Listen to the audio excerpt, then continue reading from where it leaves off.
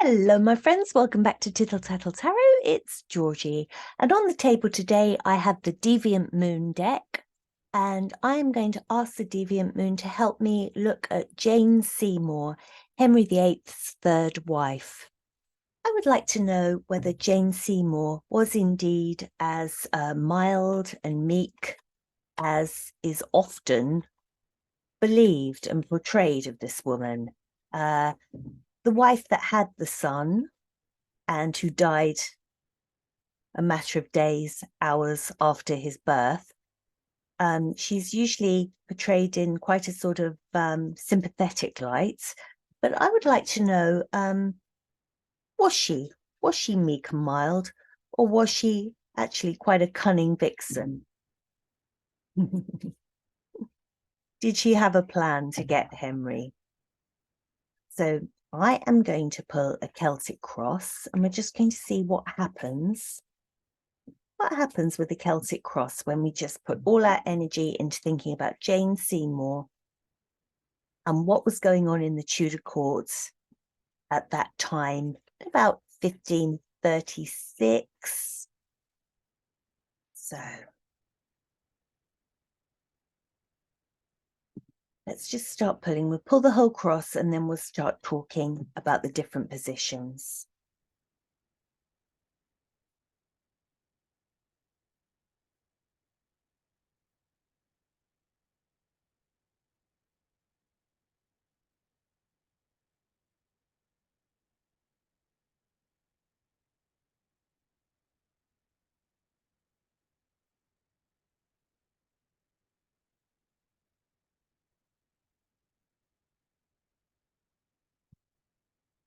Okay.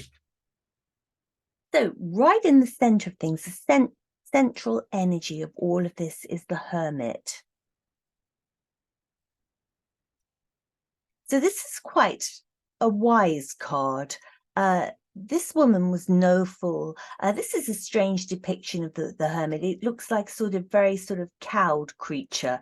It's huddled in a corner, sort of peering through its hands, looking quite scared. But in the Rider-Waite pack, the hermit is much bolder, standing with a lamp, leading the way. So I tend to think of the hermit as being more of a leader, someone that people follow, someone that's quite wise. So I think she had that aura about her of the hermit that was, she was liked and respected in courts. So that's basically the way I see this underlying energy, although this image doesn't sort of really portray that. It portrays more of a sort of a frightened creature, but I don't see her as that. I see her as the kind of hermit that was, people would look up to, respond, and value her opinion. So that is her central energy at this time. And she's crossed by the star. I think that she saw Anne Boleyn and she saw how much Anne Boleyn had, how much, obviously the wealth of the Queen, all of the Queen's jewels, her standing in court. Anne Boleyn wasn't liked, but she was the Queen and you couldn't take that away from her. And I think as the hermit, she was much below. She was a lady in waiting to this star. And although, as I say, Anne Boleyn wasn't liked, this creature, this hermit of Jane Seymour, who's the lady in waiting, looked at Anne Boleyn and thought, I like what you've got. I want what you've got. I want this star power, this star quality that you have from being Queen of England. So the bottom of the situation is you've got Henry, who could have anybody. He's not coming up as a great sort of leader here, but he's coming up as a man with choices. And he was very fickle and he would just have affairs with all different women, and then he'd discard them like cups, basically. He just various ladies in waiting, anybody who took his fancy, he would pick someone and have an affair with them. So, you've got that energy at the bottom, although he's not coming out as an emperor or anything like that. I think that this is her opinion of him. She doesn't hold him in real high esteem. If she did, he'd be coming out as an emperor. But, she just sees him as a man who's flawed, I think.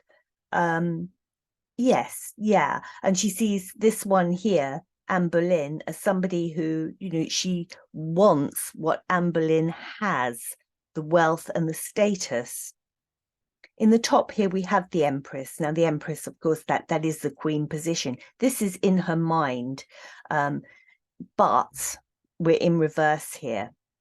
So the Empress, the right way up, the correct way up. This is all four queens, a very wise Empress, the woman that has the good judgment. She has a balance of emotion, very wise, loyal, all of those things. But of course, it's in reverse, because how could you be this wise Empress, this real Queen of England? How could you be that if you had done something undermined, and undermined the present Queen? You couldn't be the Empress upright, because you got there sneakily. So this is how I'm seeing that. In her mind, she wants to be the Empress, but she's going to do it by using bad tactics. And those bad tactics, here we go, the magician.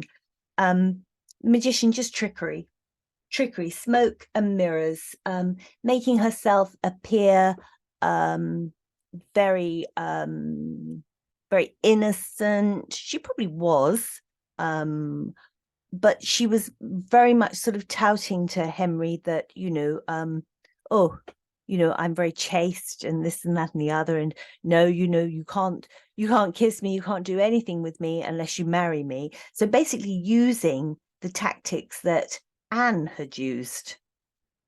So stealing the tactics that Anne had used to try and hook Henry, which is very sort of deceptive, very, very kind of a deceptive way to become the Empress.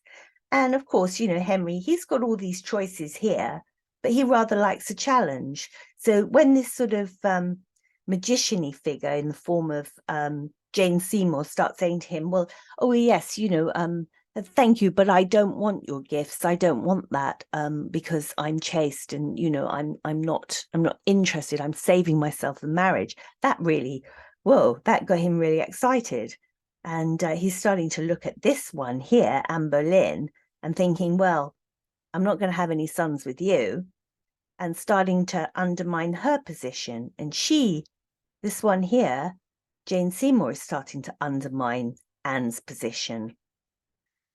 So the idea is that, they go forward and Jane Seymour becomes the Queen, and it will be a new start for them. And this would be a wonderful thing, get rid of Anne in some way, and then the two of them can go on and be king and queen together, and Henry can make Jane Seymour his third wife. And this causes a lot of sleepless nights for everyone in the court. I mean, mostly Anne has sleepless nights over this, but equally, people do see, I think, what's going on. Anne isn't liked, but people are also seeing that this is all happening a little bit quickly here. Anne is then charged with all different kinds of things, adultery, incest with her own brother. So this here brings the Queen into the most awful situation. And people look at it and think, oh my God, although we don't like Anne Boleyn, this is totally wrong. This is totally wrong. And indeed, when Anne Boleyn was executed here, when she was executed, they married like the following day, him and Jane Seymour, they married straight away, and people were extremely upset about it, because although they didn't like Anne, they saw it was wrong what had happened, and this sort of devilish energy here about, you know, you've just literally chopped off your wife's head and now you're with this other woman, this Empress in reverse. And the outcome is, well, High Priestess, all those secrets, all that falseness about, you know, looking to be the queen when really you are the Empress in reverse. You got through, you got there sort of very deceptively, in a very deceptive way, because basically in the beginning you'd been well thought of in courts. You know, you've been well looked at as Jane Seymour, the lady in waiting. Everyone was very fond of you and admired your opinion, but you were just too jealous of Anne, who you saw as the queen, and you thought, I want what she has. I want what she has. And Henry, you knew Henry was very open to affairs. So you pitched yourself to Henry as the Empress, really. And when he showed interest to you, you said, oh, no, I don't do that. I'm not that sort of woman. You know, I'm saving myself. And it was like smoke and mirrors to Henry. He liked that challenge. He liked trying to, like the magician, trying to work out when you do the ball and the cups and you try and work out where the ball is in the cups. He liked all those games. He liked those sexual games. So he was really turned on by this because Anne had done the same thing. And I believe that this one, Jane Seymour, had seen Anne do this, and she knew it worked with Henry because Henry was just so fickle with his women. But as soon as a woman said, no, you can't have me, he got very interested. And of course, this happened. And so then the idea was, I'll get Henry by saying no to him, basically, and fooling him and putting smoke and mirrors around. And then I've got a new start. I'm no longer lady in waiting. I am, you know, Queen of England, basically.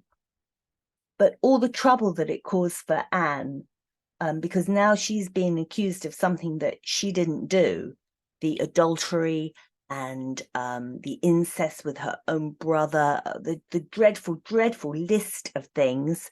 And people saw and they thought, oh my goodness, you know, we don't like her, but this is wrong to accuse this woman, even though we don't like her. And now you're executing her. You're executing the queen. And the devilish thing is, not only are you executing her, getting rid of her, but the following day you're marrying this one here. You're marrying this lady in waiting who becomes the high priestess, because she has so many secrets now, things that you know, she may have said and done that brought about Anne's demise. I don't think that Jane Seymour was an innocent woman in any of this. I think she made a play for Henry, very much so. And I think she stole tactics that Anne had used. She'd seen Anne wooing the king by, you know, withholding sexual favors. And she did exactly the same. She copied it to get what she wanted. But, you know, again, karma, it didn't work for her, did it? She died shortly after giving birth to their son. So, you know, her karma came and got her that way. But I think in very, very many of the history books, she's seen as quite a tragic figure. But no, I think that she was very calculated. She was more of a vixen than a mild mouse, in my opinion, according to the cards. I hope you enjoyed that. That was fun to do. And I'll be back next time with another one. Thank you very much. Bye.